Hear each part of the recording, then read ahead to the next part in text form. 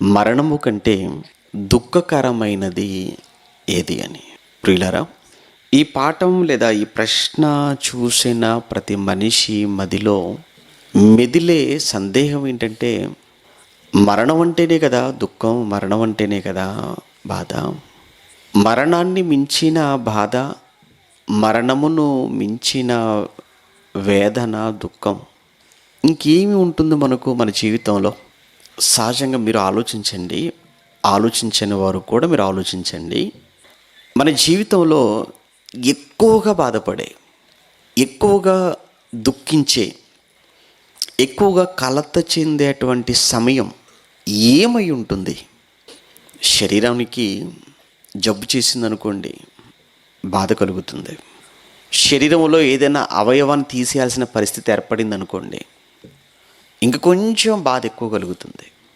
అసలు ప్రాణమే పోతే జబ్బు చేసింది అని తెలిసినప్పుడు కలిగిన బాధ కంటే, అవయవాన్ని తీసేస్తున్నారు అని తెలిసినప్పుడు కలిగే బాధ కంటే, మరణించారు అన్న వార్త వింటే కలిగే బాధ ఎలా ఉంటుంది? స్థాయిలు మీరు అర్థం చేసుకోండి.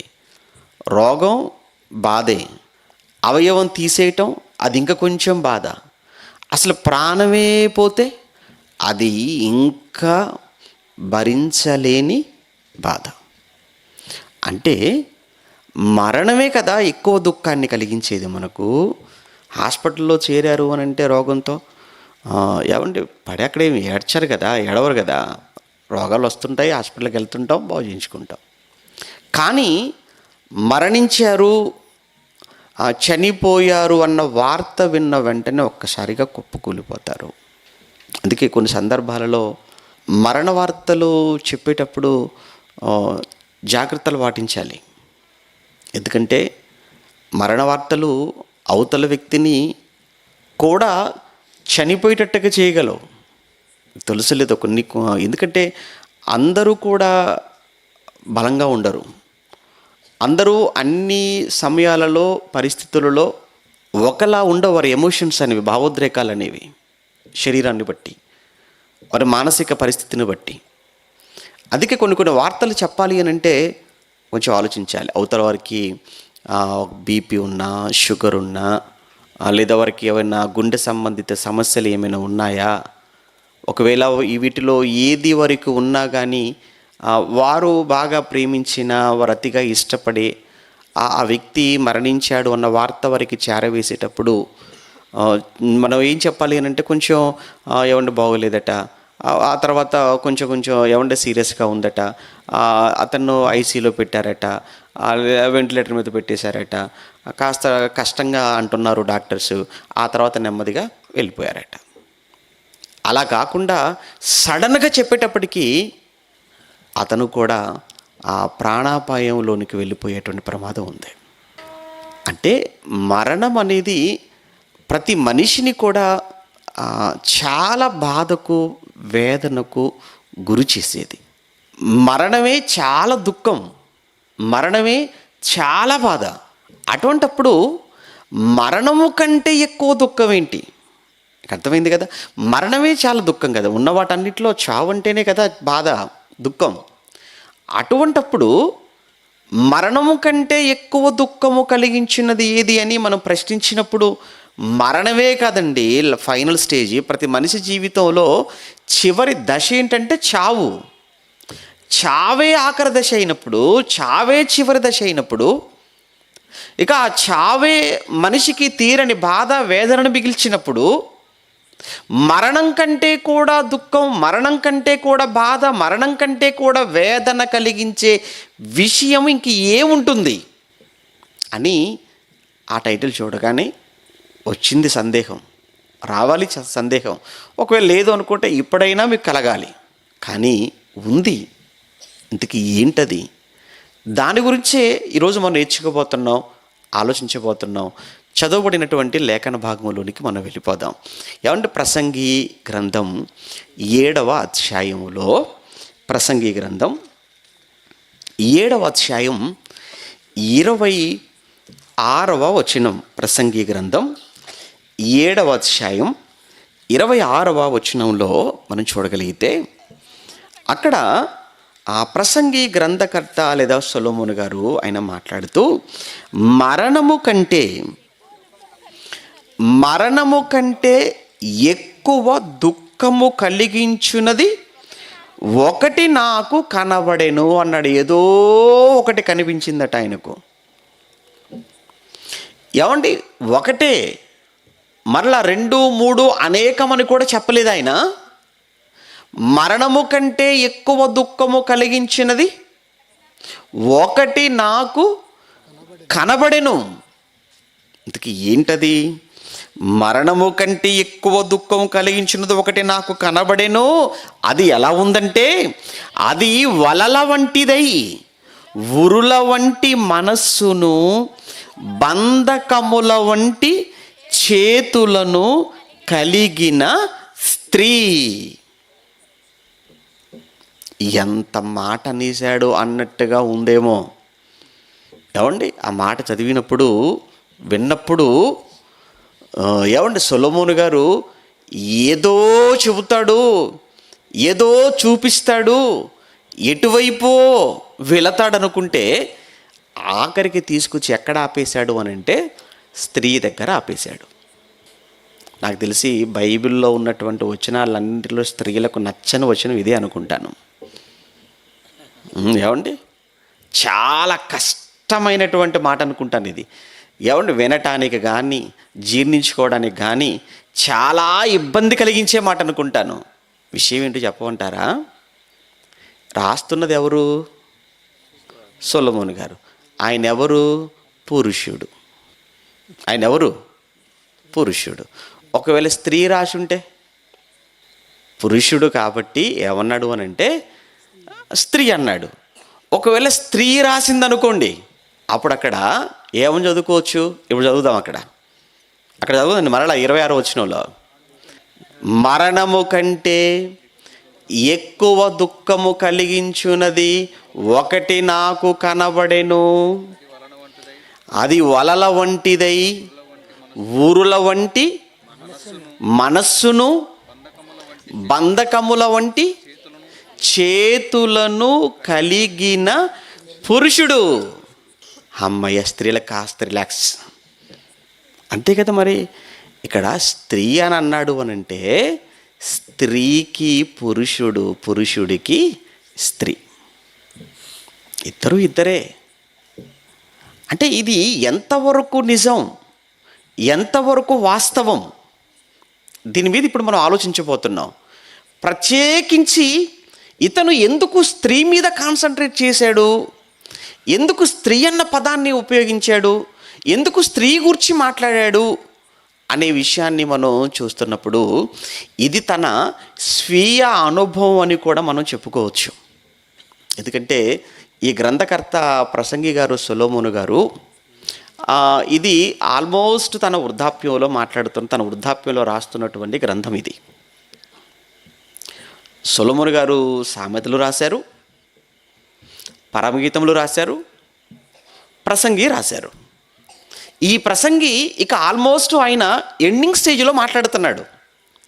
అందుకే ఎండింగ్ స్టేజ్లో మాట్లాడుతూ చివరగా నాకు తేలినటువంటి ఫలితార్థం, చివరగా నాకు వచ్చిన రిజల్ట్ అనగా జీవితం మొత్తాన్ని ఆయన అనుభవంతో చివరిలో మాట్లాడుతున్నటువంటి మాటలే ఈ ప్రసంగి గ్రంథములో ఉన్న ప్రతి మాట. అందుకే ప్రారంభంలోనే మనకు కనబడుతుంది, నేను చూశాను భూమి మీద సమస్తము, చూసిన తర్వాత నాకు ఏమనిపించిందనంటే వ్యర్థము, అసలు అంతా కూడా నాకు వ్యర్థమని నాకు తోచినది అని చెప్పి, మరి ఏంటంటే ఫైనల్గా మీరు ఏమంటారనంటే చివరికి 12వ అధ్యాయానికి వెళ్ళేటప్పటికి రిజల్ట్ చెప్తాడు. అఫ్కోర్స్ అది మన పాఠానికి సంబంధించింది కాకపోయినా చివరికి వెళ్ళేటప్పటికి ఏమంటాడంటే, నాకు ఒకటే అర్థమైంది ఏంటంటే ఇవన్నీ కాదు భూమి మీద, చివరికి దేవుని యందు భయభక్తులు కలిగి జీవించటమే ఈ జీవిత పరమార్థం. మానవ కోటికి ఇదియే విధి. ఏం చెప్పి వెళ్ళిపోతున్నావు మహానుభావ, ఈ మానవ సమాజానికి అన్నీ బాగా అనుభవించావు, అన్నీ అనుభవించాడు. ఎన్ని అనుభవించాడంటారా? ఆయనంత విలాసవంతముగా, ఆయనంత వైభవముగా, ఆయనంత సుఖముగా బ్రతికినటువంటి మనుషులు ప్రపంచ చరిత్రలో ఎవ్వరూ ఉండరు. మీకు తెలుసండి సొలొమోను గారు, ద కింగ్ సాల్మోన్ అని పాఠ్యపుస్తకాలలో కూడా ఆయన పేరు మీద పాఠాలు రాశారు. ఆయన జీవిత అనుభవాలను పాఠాలుగా చిన్ననాడు పాఠ్యపుస్తకాల్లో ముద్రించారు. కారణం ఏంటంటే ఏ విషయంలో చూసినా కానీ సొలొమోను గారు చాలా టాప్లో ఉన్నారు. ఏ విషయంలో చూసినా. ఏ విషయము అని అంటారా? జ్ఞానం విషయంలో చూద్దామా? జ్ఞానం విషయంలో చూసుకుంటే ఆయన మించినటువంటి జ్ఞానం కలిగిన వాడు చరిత్రలో ఆయనకు ముందు కానీ తర్వాత కానీ మనకి ఎవరు కనిపించారు. ఏంటి జ్ఞానంలో టాప్ ఆయన జ్ఞానాన్ని వినటానికి, ఆయన జ్ఞానాన్ని శోధించడానికి ఎక్కడి నుంచి వచ్చారు అని మనం చదువుకుంటామంటే భూమి అంతముల నుండి కూడా వచ్చారట. ఎక్కడెక్కడి నుంచో సామంతులు వచ్చారు, శ్రీమంతులు వచ్చారు, గుణవంతులు వచ్చారు, ధనవంతులు అనబడిన వారు వచ్చేసారు. ఏమండి, మహామహులు, భూమి మీద మహామహులు అని అనుకున్న వారు అందరూ కూడా వరస కట్టారు. ఎక్కడికి అని అంటే ఆ సొలొమోను గారిని ఆయన దగ్గరికి వెళ్ళాలి, ఆయన్ని చూడాలి అని ఆయన దగ్గరకు అందరూ వచ్చేసారు. ఎందుకంటే సొలొమోను దగ్గర ఉన్న జ్ఞానం అపారమైనటువంటి జ్ఞానం. ఆయనకు తెలియని విషయము, ఆయనకు ఆ తెలియని సంగతి అంటూ ఏదీ లేదండి. ఎందుకంటే ఆయన ఒక మాటలో చెప్పాలంటేనండి, ఆయన ఏ శాస్త్రాన్ని కూర్చైనా కానీ అనర్గళంగా మాట్లాడగలిగిన, చెప్పగలిగిన గొప్ప పండితుడు, మేధావి అని ఆయన గురించి చెప్పాలి. ఎన్ని సామెతలు రాశాడు, ఎన్ని కీర్తనలు రాశాడు. అతి చిన్న మొక్క మొదలుకుంటే అతి పెద్ద వృక్షం వరకు వాటి కూర్చున్నటువంటి కంప్లీట్ హిస్టరీ అంతా కూడా రాసేసాడట. అతి చిన్న పురుగు మొదలుకుంటే అతి పెద్ద జంతువు వరకు, జంతు శాస్త్రం, జువాలజీ అని అంటున్నాం కదా, వృక్షశాస్త్రం అంటున్నాం కదా.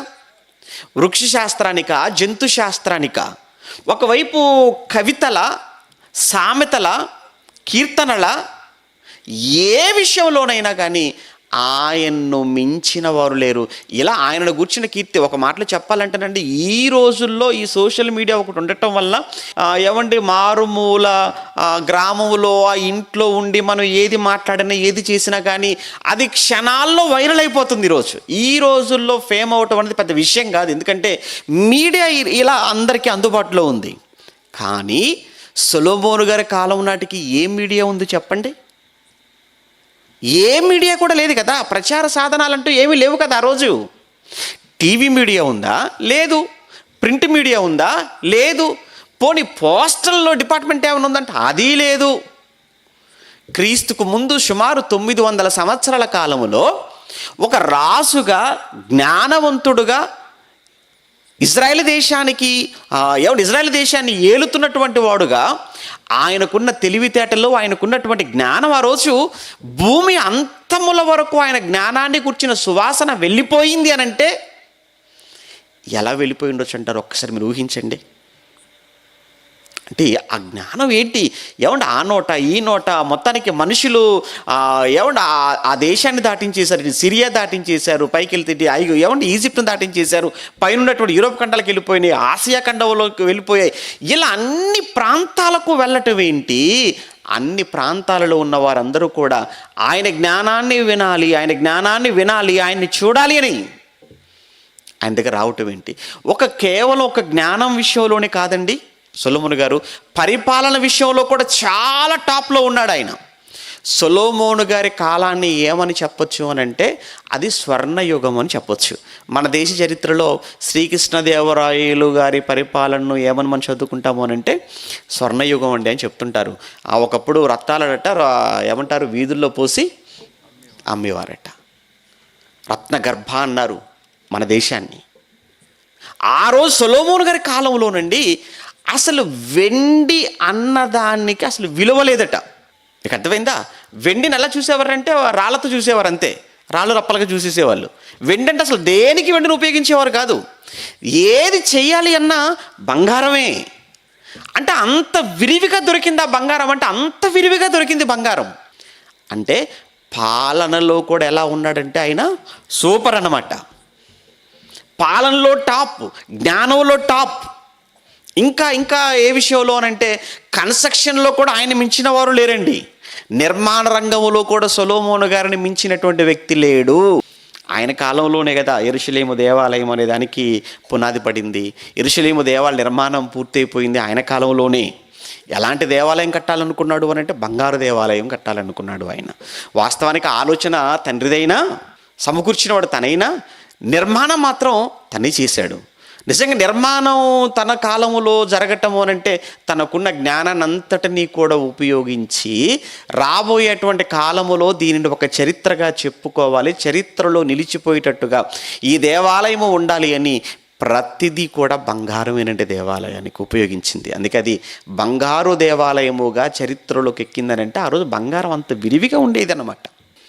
ఎంత ఉన్నతంగా ఆ దేవాలయాన్ని కట్టాడు అనేది, ఎన్నిసార్లు దాడులు జరిగాయని మీకు తెలుసో లేదా బైబిల్ చరిత్ర మీరు చదువుతున్నప్పుడు. యెరూషలేము దేవాలయం మీద ఎన్నో మార్లు దాడులు జరగటం, దాడి జరిగినప్పుడల్లా బంగారం ఎత్తుకుని వెళ్ళిపోవటం. ఏంటి వాళ్ళు దాడి చేస్తున్నారు, ఎత్తుకెళ్ళిపోతున్నారు, అయినా ఇంకా బంగారం ఉంటూనే ఉంది. అంటే పునాదులలో కూడా బంగారాన్ని ఉపయోగించేశారంటే మీరు ఆలోచించండి. ఎందుకు చెప్తున్నాను అని అంటే సొలొమోను గారు జ్ఞానములో కానీ, తర్వాత ఆయన పరిపాలనలో కానీ, ఆ తర్వాత ఇంకొకటి అందములో కూడానండి ఆయన బాగా ఉండేవాడు అనేది చరిత్ర చెప్పేది. ఎందుకంటే ఇజ్రాయేలీలు అంటేనే, యూదులంటేనే మంచి అందగాళ్ళు. అందంలో అయినా, జ్ఞానంలోనైనా, పరిపాలనలో అయినా అన్నిట్లో కూడా సొలొమోను గారు ఎలా ఉన్నారనమాట, ఒక టాప్ పొజిషన్లో ఉన్నారు. ఆయన మాట్లాడుతున్నాడు అని అంటే అక్కడ మనం ఆలోచించాలి, బాగా ఆలోచించాలి. ఇక ఆయన వైభవం గురించి ఒక మాట చెప్పాను కదా, ఆయనంత విలాసవంతముగా, ఆయనంత సుఖముగా అసలు ఎవ్వరు కూడా జీవించలేదు భూమి మీద. యేసుక్రీస్తుల వారు కూడా దాన్ని కన్ఫర్మ్ చేశాడు. సొలొమోను సైతం సమస్త వైభవం అన్న పదాన్ని మత్తయి సువార్త 6వ అధ్యాయంలో మాట్లాడుతాడు. సమస్త వైభవం అంటాడు. అంటే అన్ని విధాల సుఖాన్ని ఎవరు అనుభవించారు? సొలొమోను గారు అనుభవించారు. ఒకప్పుడు గాలి జనార్దన్ రెడ్డి గారి గురించి మాట్లాడేవారు, మీకు తెలుసో లేదో. గాలి జనార్దన్ ఇప్పటికీ ఉన్నారులేండి కర్ణాటకలో, బళ్ళారిలో ఉన్నటువంటి బొగ్గు గనులన్నీ కూడా మాయ చేశారు అని ఆయన మీద అదొక పెద్ద స్కామ్ అయింది కదా. గాలి జనార్దన్ రెడ్డి గారి గొప్పతనం గురించి చెప్పడానికి ఏం చెప్పేవాళ్ళు తెలుసా అండి? గాలి జనార్దన్ రెడ్డి గారట ఉదయం లేవగానే టిఫిన్ చేయడానికి హెలికాప్టర్లో బెంగళూరు వెళ్ళిపోయేవాడట. ఏంటి టిఫిన్ చేయడానికి హెలికాప్టర్లో బెంగళూరు వెళ్ళేవాడు. ఆ మధ్యాహ్నం భోజనం చేయడానికి హెలికాప్టర్లో బాంబే వెళ్ళేవాడు. ఎప్పుడు ఆయన గాలిలోని తిరిగేవాడు హెలికాప్టరు. ఇంట్లోకి వెళ్ళిపోతే ఇంట్లో తాగేటువంటి గ్లాస్ బంగారమైనట్ట, తినే ప్లేట్ బంగారమైనట్ట, కూర్చునే చైరు బంగారమైనట్ట, పడుకునే మంచం కూడా బంగారమైనట్ట. ఈయనే ఇంత గొప్పవాడని మనం అనుకుంటుంటే అసలు గాలి జనార్దన్ రెడ్డి గారు సొలొమోను గారి వైభవం ముందు గాలికి ఎగిరిపోతాడు, నిలబడలేడన్నమాట. అంటే సొలొమోను గారు అంత సుఖం అన్నమాట, అంత వైభవంగా బ్రతికాడు. అలాంటి సొలొమోను గారు చివరి దశలో ఈ పుస్తకం రాస్తున్నాడు. ఏ పుస్తకం? ఇప్పుడు మనం చదువుకున్నాం చూసావా, ఈ ప్రసంగి గ్రంథం. వ్యర్థము అని అన్నీ అనుభవించి చివరికి తేలినటువంటి ఫలితార్థం, ఎప్పటికీ ఈ ప్రపంచం ఉన్నంతకాలం నా గురించి, అలానే అసలు జీవితాన్ని గురించి, ఈ సమాజానికి నిన్ను చెప్పాలి అని పరిశుద్ధాత్మ ప్రేరణతో ఆయన రాయగా ఈరోజు మనం చదువుకుంటున్నటువంటి పుస్తకంలోని మాటే 7వ అధ్యాయం 26వ వచనం చూద్దాం. ఏమంటున్నాడండి ఆయన? ఈ ప్రసంగి గ్రంథం 7వ అధ్యాయం 26వ వచనంలో, మరణము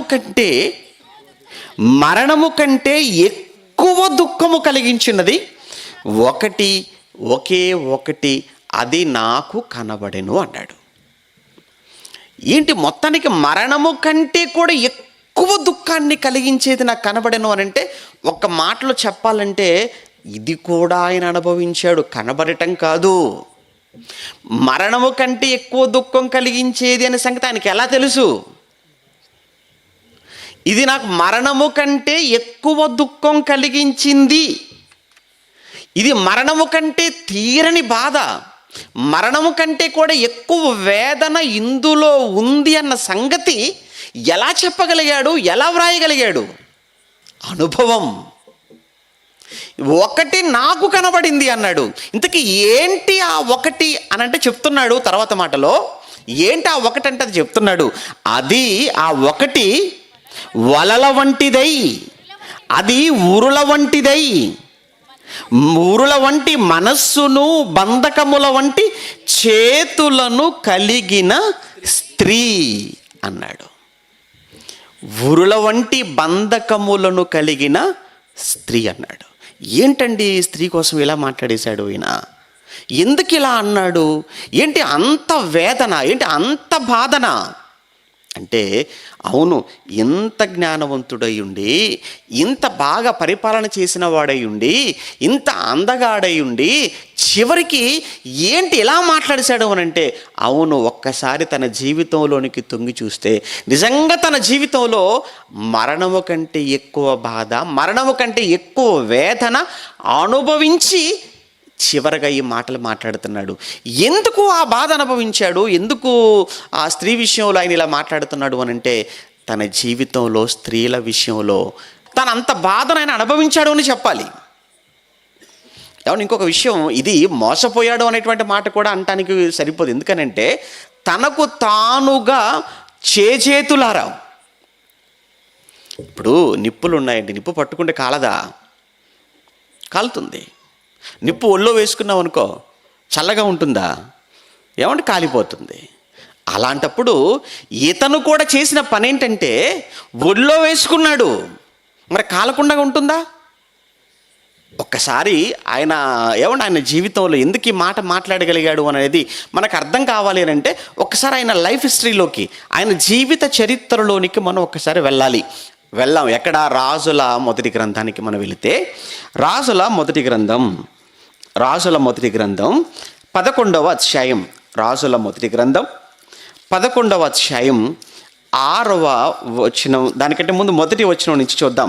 రాజుల మొదటి గ్రంథం 11వ అధ్యాయం మొదటి వచనం నుంచి వ్రాయబడినటువంటి మాట మనం చూడగలిగితే, మోయాబీయులు, చూడండి, మోయాబీయులు, ఎదోమీయులు, అమ్మోనీయులు, సీదోనీయులు, హిత్తీయులు అను జనులు మీ హృదయములను తమ దేవతల తట్టు త్రిప్పుదురు గనుక వారితో సహవాసము చేయకూడదనియు, వారిని మీతో సహవాసము చెయ్యనీయకూడదనియు దేవుడు ఇశ్రాయేలీలకు సెలవిచ్చియున్నాడు అన్నాడు.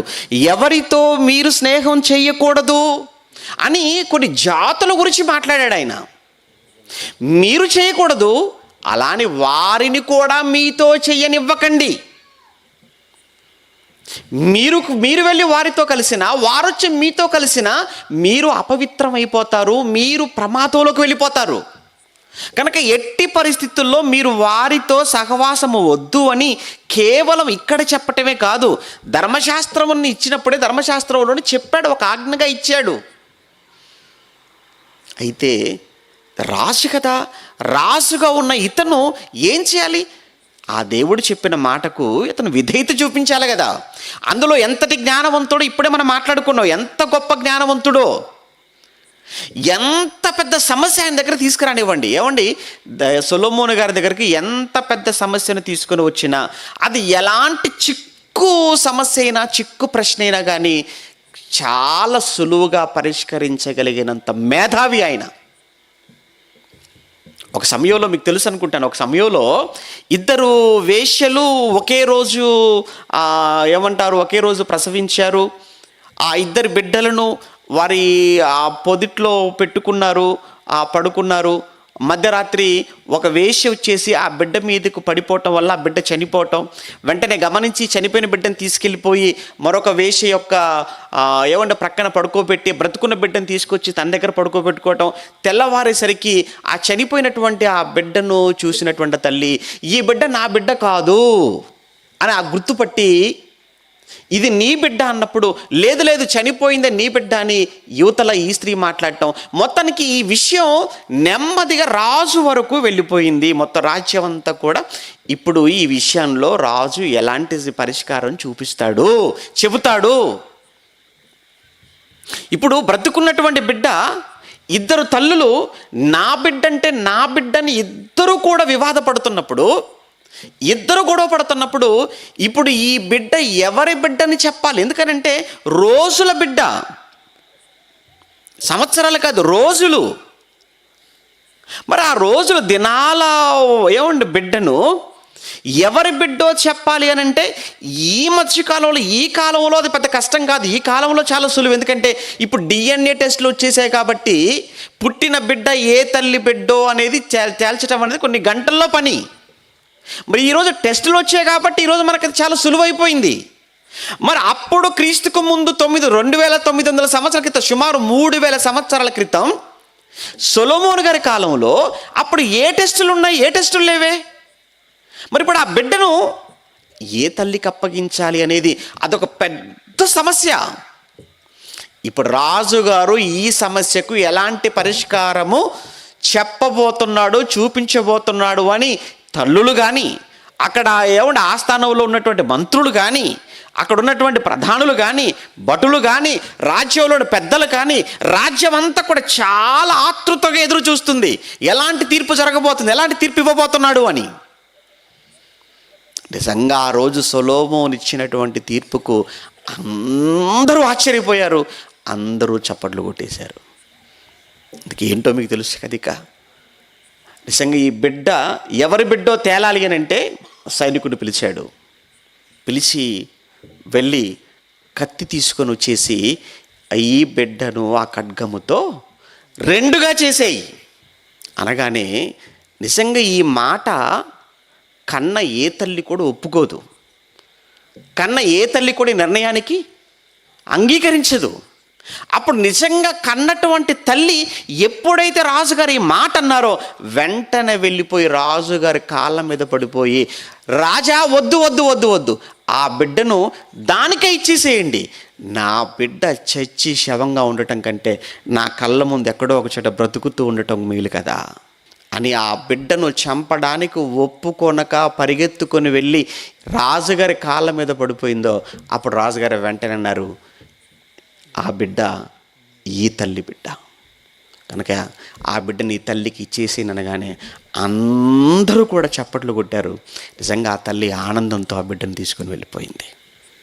అది అప్పటికప్పుడు అంతే తప్ప ఇలా ఉంది కాబట్టి సమస్య కొంచెం ఇలా ఉంది కనుక మనం ఏ విషయమైందో ఆలోచించుకోవాలి కనుక దీన్ని మళ్ళీ నేను వచ్చే నెలకు వాయిదా వేస్తానని ఈరోజు తెలుసు కదండి. ఈరోజు ఏంటి ఇన్ని సాక్ష్యాలు, ఇన్ని ఆధారాలు ఇంత ఉన్నా కానీ వాయిదాలు వాయిదాలు వాయిదాలు వాయిదాలు తిరగలేక కోర్టులో సమస్యలు మనకు తెలియంది కాదు కదా. కానీ ఆ రోజు అంత స్పాట్లో తెలిచేశాడు ఆయన. అది దేవుడు ఆయనకి ఇచ్చినటువంటి జ్ఞానం. అంతే. ఒకరోజు ఒక దేశం నుంచి వచ్చిందండి ఒక రాణి, చాలా విన్నది ఆయన కోసం, విన్నదిలే కానీ ఇది నిజంగా ఎంతవరకు నిజం, ఇతని గురించి చాలా చెప్తున్నారు, వెళ్ళాలి అని చెప్పి, ఒకవేళ నేను విన్నది నిజమే అనుకుంటే అతనికి చాలా కానుకలు ఇవ్వాలి అని తన పనివారిని వెంట పెట్టుకొని చాలా ఏమైనా కానుకలు తీసుకుని వచ్చేసింది. వచ్చిన తర్వాత ఆయన ముందు నిలబడి ఆయనకు ఒక ప్రశ్న వేసేసిందండి. ఏంటంటే, ఇదిగో సొలొమోను గారు, మీ ప్రక్కన మీరు కూర్చున్న దానికి ప్రక్కన ఒక ఉద్యానవనం ఉంది. ఆ ఉద్యానవనంలో అక్కడ కొన్ని పూలు, అంటే ఒరిజినల్ పూలు ఉన్నాయి, అందులో ఒకటి ఆర్టిఫిషియల్ కృత్రిమంగా ఉన్నటువంటి కొన్ని పూలు కూడా ఉన్నాయి. అందులో ఏ పూలు సహజమైన పూలో, అలానే ఏవి కృత్రిమమైనవో మీరు చెప్పాలి ఇప్పుడు అనగానే, అది ఎంతటి పని అని అన్నాడు.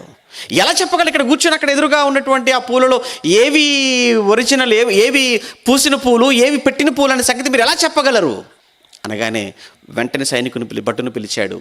అక్కడ ఉన్నటువంటి ఆ ఉద్యానవనం వైపు ఉన్న డోర్ ఓపెన్ చేయన్నాడు. అంతే. ఓపెన్ చేయగానే ఆ తుమ్మెదలు వెళ్ళి ఏ పూల మీద అయితే వాలిపోయాయో చూడు, ఏ తుమ్మెదలు ఏ పూల మీద వాలిపోయాయో అవి ఒరిజినల్. అంతే కదండి. వేటి మీద వాళ్తాయి? అవి ఆర్టిఫిషియల్ పూల మీద వాలవు కదా అవి. ఏ పూల మీద అయితే ఆ తుమ్మెదలు వాలిపోయాయో అవి ఒరిజినల్, వేటి మీద అయితే వాలలేదో అవి పెట్టినటువంటివి అవి అని చెప్పగానే ఇంకే మాట మాట్లాడదు, ఒకటే మాట అన్నది, నేను నీ గూర్చి విన్నది చాలా తక్కువ. నిజంగా నీ దగ్గర పని చేస్తున్నారే వీరు చాలా అదృష్టవంతులయ్యా, చాలా ధన్యులయ్యా వీళ్ళు అని అంతగా కొనియాడటం ఏమండి ఆ సొలొమోను గారిని. అంతేకాదు అక్కడ ఉన్నటువంటి ఆయనకున్నట్టు అంతఃపురంలో తను భోజనం చేసేది కానీ తను ఉంటున్నటువంటి అంతా కూడా చూసి చాలా ఆశ్చర్యపోయింది రాజుగారు. ఎంత వైభవం అన్నప్పుడు ఒక మాట చెప్పేశాను కదా, ఆ రోజు సొలొమోను గారి యొక్క ఒక పూట భోజనాన్ని గురించి అక్కడ బైబిల్లో రాయబడుతున్న లెక్కలు. ఒక పూట ఆయన భోజనానికి కూర్చున్నాడు అని అంటే ఎన్ని వెరైటీస్ ఉంటాయో చూసి, రాజభోజనం. అందులో సొలొమోను గారి కాలం అంతా కూడా చెప్పాను కదా, స్వర్ణయుగం, బంగారం మయం అని చెప్పాను కదా. అంటే ఎందుకు ఇదంతా చెప్తున్నాను అని అంటే ఇంత గొప్పవాడైనా, ఇంత జ్ఞానవంతుడయ్యుండి, ఇంత ధనవంతుడయ్యుండి, ఇంత అందగాడయ్యుండి, ఇంత చక్కగా పరిపాలించిన వాడయ్యుండి, ఆఖరికి చివరికి వచ్చేటప్పటికీ తన జీవితంలో ఏం జరిగిందో అన్న ఆ విషాదంలో తను అనుభవించిన బాధ, ఆ బాధ దేనికంటే ఎక్కువ బాధను అన్న సంగతిని తెలియచేయటానికి ఆయన ఆ పదాన్ని అక్కడ ఉపయోగించాడు ప్రసంగి గ్రంథంలో. ఇంతకీ జరిగిన విషయం ఏంటని మనం చరిత్రలోకి వెళ్ళి చూస్తున్నప్పుడు ఇప్పుడు ఇక్కడ మనం చదువుకుంటున్నాం అనమాట. ఈ రాజుల మొదటి గ్రంథం 11వ అధ్యాయం 1వ వచనం నుంచి, మోయాబీయులు, ఎదోమీయులు, అమ్మోనీయులు, సీదోనీయులు, హిత్తీయులు అను జనులు మీ హృదయములను తమ దేవతల తట్టు త్రిప్పుదురు గనుక వారితో సహవాసము చేయకూడదు, వారిని మీతో కూడా సహవాసము చేయనివ్వకండి అని దేవుడు వారితో చెప్పగా, అయితే రాజైన సొలొమోను ఫరో కుమార్తెనేగాక ఆ జనులలో ఇంకా అనేక మంది పరస్త్రీలను మోహించి అన్నాడు. చూడండి, ఫరో కుమార్తెని చేసుకున్నాడు. ఫరో కుమార్తెని వివాహం చేసుకోవడమే కాకుండా అదే ఫరో అంటే ఎవరు? మరలా ఈజిప్షియన్స్ వాళ్ళు. వారిలో అనేక మంది స్త్రీలను ఏం చేశారట? మోహించాడు. మోహం, అది మోహపు చూపు.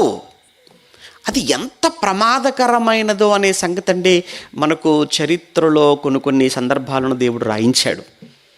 నిజంగా బైబిల్ ఎంత అద్భుతమైన పుస్తకం అంటే, ఈరోజు బైబిల్ అంటే నిజంగా చెప్పాలి అని అంటే సైకాలజీ ఉంది కదా, ఏమంటారు, మనస్తత్వ శాస్త్రం, సైకాలజీ, మనస్తత్వ శాస్త్రం అంటున్నాం.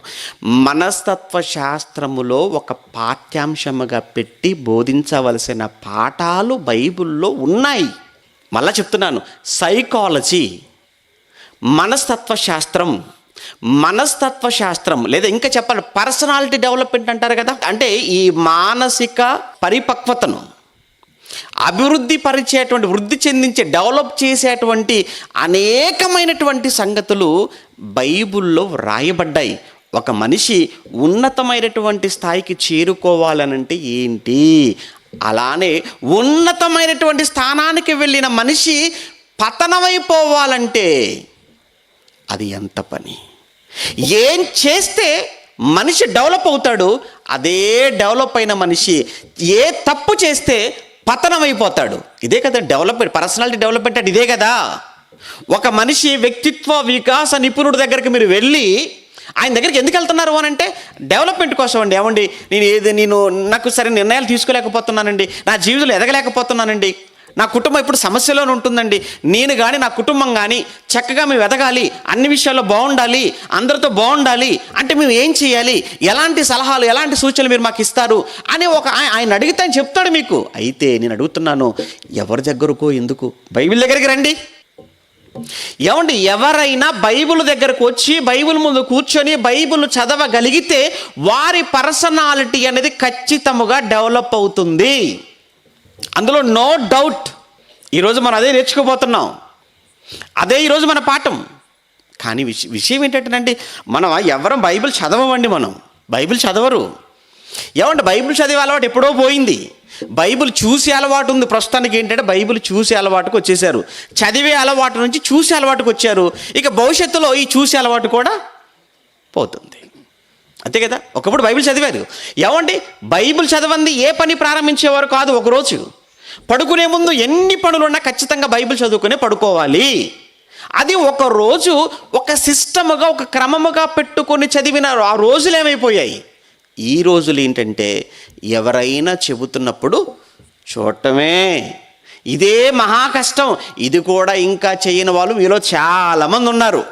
చెబుతున్నా కానీ బైబిల్ తీయని వాళ్ళు, చెబుతున్నా కానీ చూడని వాళ్ళు, చెబుతున్నా కానీ రాసుకొని వాళ్ళు చాలామంది ఉన్నారు. ఏమంటే నిజంగా దేవుడు మీకు ఎంత భాగ్యం, ఎంత అదృష్టం మీకు ఇచ్చాడు అనుకుంటున్నారు? మీకు తెలియదు.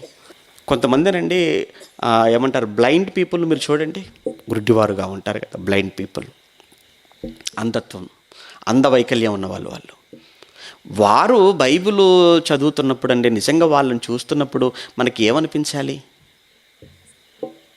విషయం ఏంటంటే వారికి కళ్ళు కనబడవు, అయినా కానీ కళ్ళు కనిపించని వారి కొరకు బ్రెయిలీ అనేటి ఒక ఆయన, ఫారినర్ బ్రెయిలీ అనేటి ఆయన వారి కొరకు ప్రత్యేకంగా ఒక లిపిని ఆయన అందుబాటులోకి తీసుకుని వచ్చాడు. బ్రెయిలీ లిపి అంటారు దాన్ని. అంటే స్పర్శతో అక్షరాలను అర్థం చేసుకోవడం, స్పర్శతో ఆ అక్షరాలను తాకి ఇది పలానాక్షరం, ఇది పలానాక్షరం అని గుణించుకుంటూ చదవటం. అది ఎంత కష్టం. వారికి కళ్ళు లేవు, వారు బ్రెయినీ లిపి నేర్చుకోవాలి.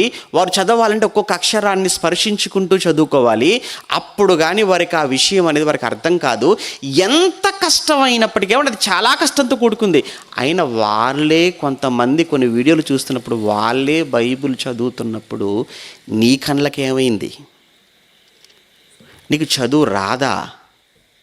నీ కళ్ళు బాగున్నాయి, నీకు చదువు వచ్చు, నీకు సమయము ఉంది, అయినా ఎందుకు తీయవు బైబిల్? అయినా ఎందుకు చదవవు బైబిల్? నువ్వు చాలా కోపం వచ్చేస్తుంటుందండి, చాలా బాధ కూడా కలుగుతుంటుందండి ఇలాంటి వాళ్ళ విషయంలో. దయచేసి బైబిల్ చదవటం అనేది ఖచ్చితంగా పెట్టుకోండి. ఖచ్చితంగా నేను బైబిల్ చదవంది నేను గదిలో నుంచి బయటికి వెళ్ళను, నేను బైబిల్ చదవంది నేను పడుకోను అని ఖచ్చితంగా ఒక డెసిషన్ మనం తీసుకుంటే, ఎందుకంటే మనం చెయ్యం ఆ పని? దయచేసి చదవాలి. చదవటం వల్ల ఏంటనంటారా? అదే చెప్తున్నాను, మీ పర్సనాలిటీ డెవలప్ అవుతుందండి. మీ పర్సనాలిటీ డెవలప్ అవుతుంది, మీ వ్యక్తిత్వం డెవలప్ అవుతుంది, మీరు వ్యక్తిగతంగా చాలా డెవలప్ అవుతారు. ఎలా అంటారా? మీరు చదవటం అలవాటు చేసుకొని ఆ తర్వాత మీరు చెప్పండి మీరు చదవట్లేదు. అదే అన్నాను మొన్న మాట్లాడుతూ. బైబిల్లో లేని మంచి విషయం ఏముంది చెప్పండి? బైబిల్లో లేని మంచి విషయం, ఒక వ్యక్తిగా నీ జీవితానికి అవసరమైన మాటలు ఉన్నాయి, ఒక కుటుంబంగా నీ కుటుంబానికి అవసరమైన సంగతులు బైబిల్లో ఉన్నాయి, సమాజానికి అవసరమైన సంగతులు ఉన్నాయి, దేశానికి, ప్రపంచానికి, విశ్వానికి సంబంధించిన సంగతులు ఉన్నాయి, చావుకు సంబంధించిన సంగతులు ఉన్నాయి, చావు తర్వాత ఉన్న లోకాలను గూర్చిన సంగతులు కూడా బైబిల్లో ఉన్నాయి. ఏం కావాలి ఇంకా నీ జీవితానికి చెప్పు? ఈ 60 ఏళ్ళ ఈ చిన్న జీవితంలో ఒక మనిషిగా నీకు ఎంత అవసరమో, ఎంత జ్ఞానం అవసరమో, ఎంత నీతి నీకు అవసరం అనుకున్నావో అంత బైబిల్లో దేవుడు వ్రాసి నీ చేతిలో పెట్టాడు. నువ్వేం చేస్తున్నావు? జిప్పేసి పక్కన పెట్టేశావు, తల కింద పెట్టేశావు, బ్యాగులో పెట్టేశావు. ఇదా నువ్వు చేసే పని? ఇందుకోసం దేవుడిచ్చాడు.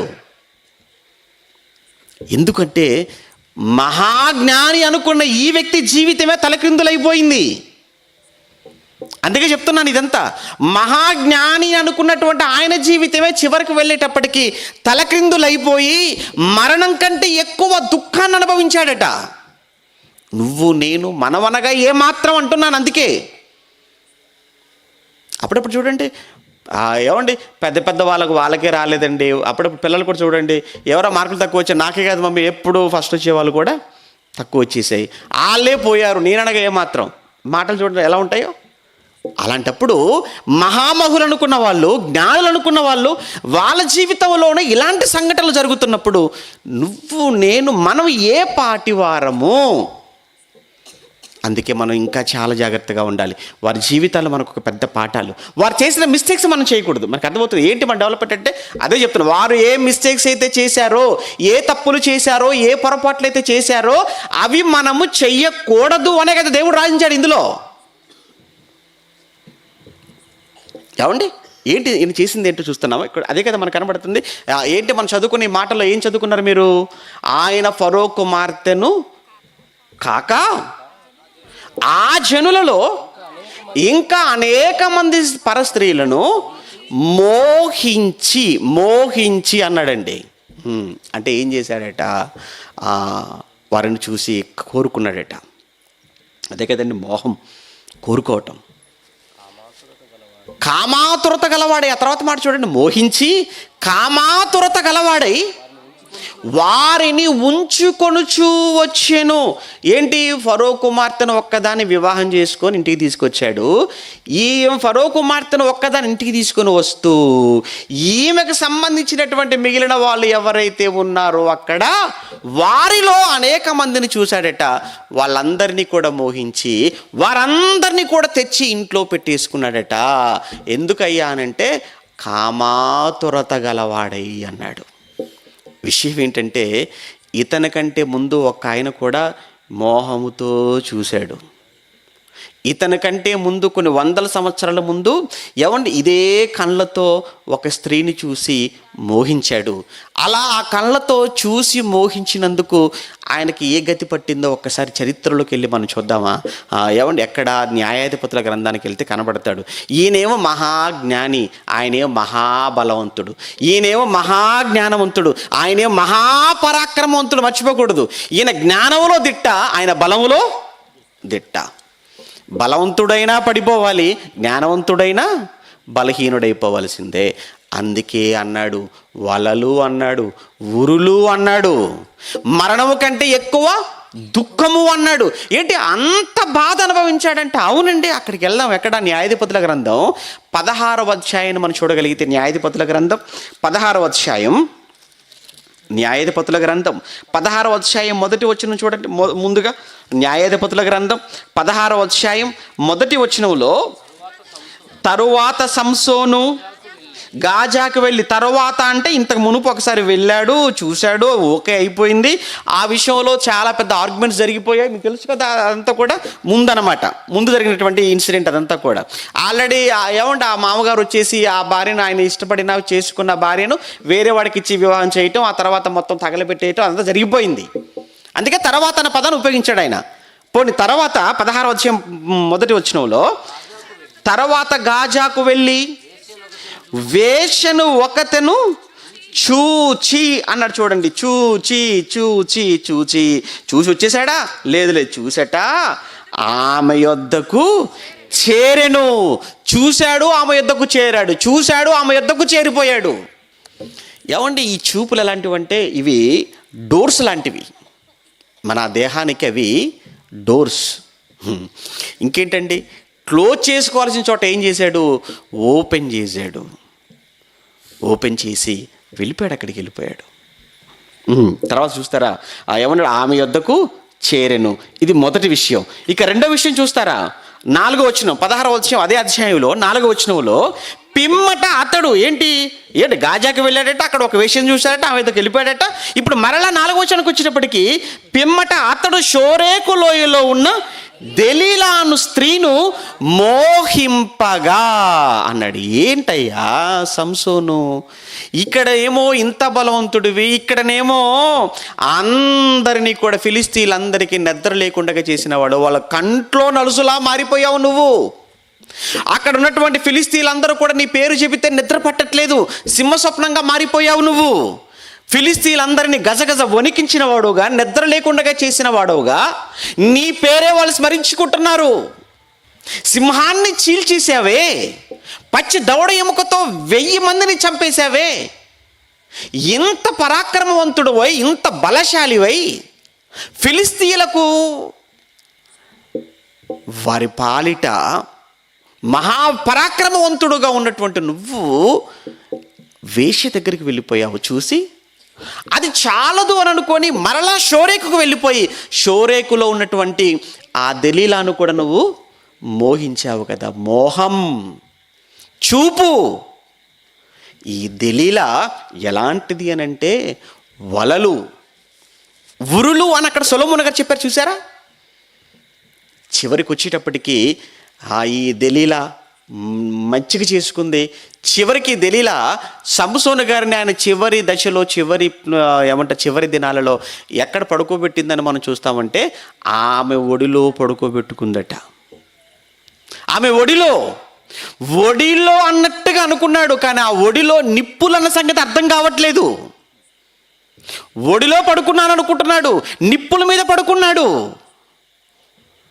కాసేపటికి వచ్చారు ఫిలిస్తీయులు, పట్టుపడ్డాడు సంసోను. మొట్టమొదటగా వాళ్ళు పట్టుకున్న తర్వాత చేసిన పని ఏంటంటే ఆ 2 గుడ్లు పీకేశారు, ఆ 2 కండ్లు కూడా తీసేశారు. ఎందుకండి 2 కండ్లు తీసేశారు? ఎందుకు ముందు 2 కండ్లు పొడి చేశారు? మీరు ఆలోచించండి. కండ్లు తీసేస్తే, గుడ్లు పీకేస్తే ఎంతటి బలవంతుడైనా, ఎంతటి శక్తివంతుడైనా శక్తిహీనుడుగా మారిపోతాడు. అందుకే మీరు చూడండి, ఎవరైనా ఇంట్లోకి జ్వరపడ్డారు అనుకోండి, మనకు తెలియకుండా రాత్రిపూట వెంటనే వాళ్ళ కంట్లో కారం కొట్టని అంటారు అంతే. ఇంకేముందని కారం కొట్టేసామనుకోండి, కంట్లో కారం కొడితే ఇక వాడు ఎంత బలవంతుడు, వాడు ఏం చేయలేడు. మనం ఇక ఆ తర్వాత ఏదైనా మనం చేసేయచ్చు. ఇక్కడ వీళ్ళు ఆ కండ్లు పీకేశారు చూసారా, ముందు గుడ్లు పీకేశారు. ఎందుకయ్యా సంసోను కండ్లు పీకేశారంటే ఈ కండ్లే కదా సంసోనుని పట్టించాయి. ఏ కండ్లతో అయితే వేశ్య దగ్గరకు వెళ్ళాడు, ఏ కండ్లతో చూసి వేశ్య దగ్గరికి వెళ్ళాడో, ఏ కండ్లతో చూసి దెలీలా దగ్గరికి వెళ్ళాడో, ఈ కండ్లే మొట్టమొదటగా తీసేశారు. ఏమండి, ఈ కళ్ళు చాలా ప్రమాదం అంటే అవునండి. యేసుప్రభుల వారు ఆయన బోధనలో చెప్పిన మాటల్లో కూడా నీ కన్ను తేటగా ఉంచుకో అన్నాడు. ఎందుకంటే దేహమునకు దీపము కన్నే అన్నాడు. నీ దేహమునకు దీపము కన్నే గనుక నీ కన్ను తేటగా ఉంటే నీ దేహమంతా తేటగా ఉంటుంది. ఒకవేళ నీ కన్నే చెడిపోతే నీ దేహము కూడా ఏమైపోతుంది? చీకటిమయం అయిపోతుంది. ఇక్కడ సంసోను కన్ను చెడిపోయింది. సంసోను కన్ను చెడిపోవటం అంటే సంసోను చూపు చెడిపోయింది. ఏంటా చూపు అంటే అదే మోహపు చూపు. మోహపు చూపు. దీన్ని ప్రేమ అనుకుంటే మనం చేయగలిగింది ఏమీ లేదు. అది ప్రేమ కాదు, అది మోహముతో చూశాడు. అది ఏమండి, ఎవరో ఒక పాట ఉండేదిలేండి, తెలుగు సినిమాలో కొన్ని సంవత్సరాల క్రితం వినేవాళ్ళం. నా కళ్ళు చెబుతున్నాయి నిన్ను ప్రేమించానని. సేమ్ సంసోను కూడా ఈ పాట పాడుకుంటూనే వెళ్ళాడు దెలీలా దగ్గరకు. నా కళ్ళు చెబుతున్నాయి నీ దగ్గరికే వెళ్ళమని, నా కళ్ళు చెబుతున్నాయి నీ ఒళ్ళోనే పడుకోమని, నా కళ్ళు చెబుతున్నాయి నువ్వే నాకు సర్వస్వం అని అనుకుంటూ పాడుకుంటూ వెళ్ళిపోయాడేమో అక్కడికి అనిపించింది. నా కళ్ళు చెబుతున్నాయి నిన్నే ప్రేమించానని, నా పెదాలు చెబుతున్నాయి నిన్నే ప్రేమించాయని, కళ్ళు చూడని పెదాలు పలకని, హృదయమే చెప్పింది ఆఖరికి నువ్వే నాకని అని ఏ పాట అయితే పాడుతూ వెళ్ళాడో సంసోను. అందుకే మొట్టమొదట ఆ కళ్ళకి ఆపరేషన్ చేసింది ఎవరు? దెలీలా. కోఆపరేషన్ కాదు, దీన్ని ఏమంటారు? ఆపరేషన్. ఇది ప్రేమ అండి. ఇది ప్రేమ కాదు, వ్యామోహం. వ్యామోహం ఏంటో ప్రేమ ఏంటో తెలియని వయసులో ఈరోజు చాలామంది మేము ప్రేమలో ఉన్నాము, మేము ప్రేమికులం కనుక మాకంటే ఒక ప్రత్యేకమైన ఒక రోజు మాకు కేటాయించాల్సిందే అని రేపు తిరగడానికి సిద్ధంగా ఉన్నారు పార్కుల్లో. చూసారా, ఏది ప్రేమ? Love, lust. లవ్ వేరు, లస్ట్ వేరు. ఇదంతా కూడా లస్ట్ తప్ప లవ్కు కాదు. ఇక్కడ పాపం సంసోను ఏ కండ్లతో అయితే చూశాడో ఆ కండ్లే ముందు. ఇప్పుడు సొలొమోను గారి దగ్గరికి వెళ్దాం. మనకు ఆయన కదా కావాలి, ఆయన కదా అన్నారు, ఎందుకయ్యా ఈ మాట అన్నామంటే ఆయన దగ్గరికి వెళదాం. ఇప్పుడు మళ్ళా రాజుల మొదటి గ్రంథానికి వెళ్ళామా? రాజుల మొదటి గ్రంథం 11వ అధ్యాయం. రాజుల మొదటి గ్రంథం 11వ అధ్యాయంలో ఏమండి 2వ వచనమా? కామాతురత గలవాడై. ఎంత చక్కగా రాయించాడు చూడండి పరిశుద్ధాత్మ దేవుడు ఆయన కోసం. ఆ కామాతురత గలవాడై వారిని ఉంచుకొనుచు వచ్చాను. ఆమెను చేసుకున్నాడు, వీళ్ళను ఉంచుకొనుచు వచ్చాను. అతనికి 700 మంది రాజకుమార్తెలైన భార్యలను 300 మంది ఉపపత్నులను కలిగి ఉండిరి. ఎంతమంది అండి! ఆ నెంబరింగ్ చూడండి, దేవుడు ఎంత చక్కగా రాయించాడు. కరెక్ట్గా ఆయననే మర్చిపోయాడు, దేవుడు మర్చిపోలేదండి. సొలొమోను గారు ఆయననే మర్చిపోయి ఉన్నాడేమో. అప్పుడప్పుడు కొంతమంది ఒకరు ఉంటేనే మర్చిపోతారు. అందుకే ఆవిడ అంటుంటుంది, ఏంటండి మీకు పెళ్ళయింది, నేను ఉన్నానన్న సంగతి మర్చిపోయారా అంటుంటుంది భార్య. ఏదో పనిలో ఉండి, ఏదో ఉద్యోగంలో ఉండి, ఏదో ఒత్తిడిలో ఉండి. అలాంటిది 1000 మంది అంటేనండి సొలొమోను గారికి ఏం జ్ఞాపకం ఉండొచ్చు? 1000 మంది పోలే, మహాజ్ఞాని కదా, ఉంటే ఉండొచ్చులే అనుకుందాం. ఏమంటే 1000 మంది, ఒక విషయం చెప్పమంటారా? 1000 మంది కలిశారండి. 1000 × 2, ఎందుకంటే 2 చేతులు కదా. ఎందుకంటే ఏమన్నాడు అక్కడ మనం చదువుకున్నటువంటి ప్రసంగి గ్రంథం 7వ అధ్యాయంలో 26వ వచనంలో అక్కడ ఒక మాట చెప్పాడు ఆయన. మరణము కంటే ఎక్కువ దుఃఖం కలిగించినది నాకు ఒకటి కనబడెను, అది వల వంటిదై ఉరుల వంటి మనసు, బంధకముల వంటి చేతులు అన్నాడు. చూసారా, బంధకముల వంటి చేతులు అన్నాడు. ఇప్పుడు ఎంతమంది అయ్యా అంటే ఇక్కడ 700 + 300 మొత్తంగా 1000. 1000 × 2 మొత్తంగా ఎన్ని చేతులు అవుతాయి? 1000 × 2 అంటే 2000 చేతులు. 2000 చేతుల మధ్య బంధించబడ్డాడంటే ఇక సొలొమోను తప్పించుకోమని చూద్దాం ఏం తప్పించుకుంటాడో. ఈరోజు ఈ 2 చేతులతోనే ఎవరు చాలామంది తప్పించుకోలేకపోతున్నారు. అంతే కదండి. అంటే ఒక భార్యను కలిగినటువంటి భర్తే ఈరోజు తప్పించుకోలేక, ఎందుకు నాకు ఇది, ఏంటి నా జీవితం, ఏంటి నా బ్రతుకు, ఎందుకు ఇలా అయిపోయింది అని బాధపడేటువంటి భర్తలు లేరా? ఎందుకు లేరు? ఉన్నారు. ఏంటి ఈ 2 చేతులకే, నీకు 2 చేతులకే నీకు ఇలా అయిపోతే 2000 చేతులు కలిగినటువంటి సొలొమోను బ్రతుకేంటో మీరు ఆలోచించండి. ఇక అంటే సొలొమోను గారు చెప్పింది నిజమే. ఏంటంటే మరణము కంటే, అంటే వీళ్ళందరి బాధల వలన, వీళ్ళందరి మాటల వలన, వాళ్ళందరి టార్చర్ వలన ఏమనుకున్నాడు అనంటే, చచ్చిపోతేనే బెటర్ రా, చావటమే. సంసోను అంత బలవంతుడు కదండి. అంత బలవంతుడైన సంసోను కూడా దెలీలా మాట్లాడుతున్న మాటలకట, మాటి మాటికి మాట్లాడుతున్న మాటలకట సంసోను ఏమనుకున్నాడంటే, ఏమంటాడు ఆ మాట? 16వ అధ్యాయం 16వ వచనం, 16. ఆమె అనుదినమును మాటల చేత అతన్ని బాధించి తొందర పెట్టుచున్నందున, బాధించి ఒకతే దెలీలా. చూడండి, ఒక్క దెలీలా, ఒక్క స్త్రీ మాటల చేత తొందర పెట్టుట వలన అంత బలాఢ్యుడైనటువంటి సంసోనే ప్రాణము విసిగి చావాలి అని అనుకున్నాడు. అని అంటే ఏంటి? అంత బలవంతుడైన సంసోనే ఒక స్త్రీ మాటలకే అంతగా చావాలనుకుంటే 1000 మంది స్త్రీల మధ్య బందీ అయిన సొలొమోను 1000 మంది భార్యల మాటలకు ఈయనకేమనిపించుండొచ్చు అంటారు? సావే చాలా ఈజీ అనిపించిందండి ఆయనకు. అందుకే మరణము కంటే ఎక్కువ అన్నాడు. అందుకే మరణము కంటే ఎక్కువ.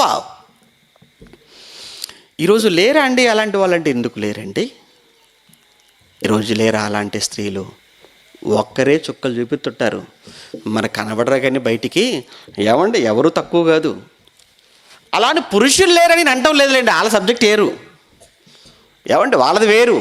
వాళ్ళు లేరని నేను అంటం లేదు, వాళ్ళు ఉన్నారు. వాళ్ళ గురించి వచ్చినప్పుడు వాళ్ళ గురించి వస్తుందిలేండి, కంగారు పడకండి. కానీ ఇక్కడ స్త్రీల గురించి మనం మాట్లాడుతున్నప్పుడు అలాంటి వాళ్ళు లేరా అంటే ఎందుకు లేరు? ఉన్నారు. ఒక స్త్రీని వివాహం చేసుకున్నందుకు, ఏమండి, ఒక భార్యను లేదా ఒక స్త్రీని వివాహం చేసుకున్న తర్వాతనే వాడి జీవితం చూస్తున్నప్పుడు చాలామందికి అర్థమవుతాడు, వీడు పెళ్లి చేసుకున్నాడు మారిపోయాడు, పెళ్లి చేసుకున్నాడు తిప్పేసుకుంది. ఏంటి, పెళ్లి చేసుకోవడం కానీ ఒక్కడిని చేసుకున్నందుకే మారిపోతే, ఒక్కడిని చేసుకున్నందుకే వాడిని తిప్పేసుకుంటే 1000 మంది తిప్పరా? తిప్పి మొత్తానికి ఎలా అయిపోయిందో గ్రైండర్లో వేసి తిప్పినట్టుగా ఉంది సొలొమోన్ గారికి. ఇప్పుడు ఏమంటే గ్రైండర్లో వేసి తిప్పితే ఎలా అయిపోతుందో అలా అయిపోతుంది ఆయన జీవితం. ఇప్పుడు ఒకరిని చేసుకున్నందుకే నీ జీవితం ఏందో నీకు అర్థమైపోయింది. ఇప్పుడు ఇద్దరైతే, ముగ్గురైతే, నలుగురైతే తట్టుకోలేము. అలాంటిది 1000 మంది కలిపి తిప్పుతున్నప్పుడు సొలొమోను గారు నిజంగా చెప్తున్నాడు, చట్నీలా మారిపోయింటాడండి. ఇంకా చెరుకు రసం అట్ట చెప్తున్నాడు సోమన్న గారు. ఏమంటే చెరుకు మిషన్ చూసారా? చెరుకు మిషన్ ఎలా పెడతారు? ఏమంటే ముందు పెడతారు, మళ్ళీ తీస్తారు, మళ్ళీ పెడతారు, మళ్ళీ తీస్తారు, మళ్ళీ పెడతారు, మళ్ళీ తీస్తారు. ఇక రసం అంతా అయిపోయిన తర్వాత ఏముంటుంది? ఇంకా పిప్పి. అలా అయిపోయిందండి భర్తల పరిస్థితి అట పాపం ఒకరితో. మరి 1000 మందితో ఆయన జీవితం ఏంటి? ఆఖరికి అదే అయిపోయింది, ఆఖరికి అదే మిగిలిపోయింది అనేది చివరికి వెళ్ళేటప్పుడు మనకు తెలిసే సారాంశం. చూద్దాం తర్వాత ఏం జరిగిందో.